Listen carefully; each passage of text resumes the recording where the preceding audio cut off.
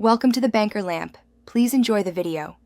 You start by making the environment safe and intentional.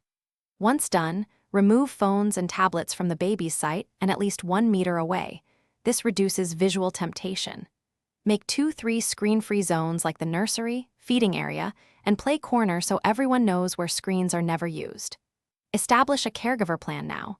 Decide who soothes, who feeds, and agree on zero tolerance for using screens as pacifiers. This immediate setup prevents backsliding and keeps you focused on natural interactions.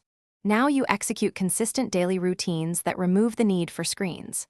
Start with tactile activities, tummy time, soft books, and sensory toys in 10-20-minute blocks to hold attention. Once comfortable, use predictable cues, gentle music, white noise, or a 3-step calming routine so the baby learns what comes next without a screen. Rotate 5 toys weekly to maintain novelty and keep clutter low. And make sure to offer caregiver eye contact and narration during play to boost engagement and learning. Finish by reinforcing the new habits and preparing for setbacks. You should praise caregivers for consistency and track slip-ups for 1 week so you can adjust routines where needed. If the baby fusses or seems unsettled, increase soothing touch, sing, and shorten transitions by 30 to 60 seconds to reduce frustration. If screens reappear, follow one troubleshooting mantra.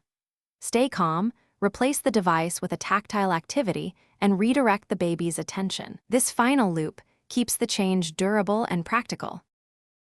Thanks for watching. If this was helpful, leave a like and consider subscribing. See you next time.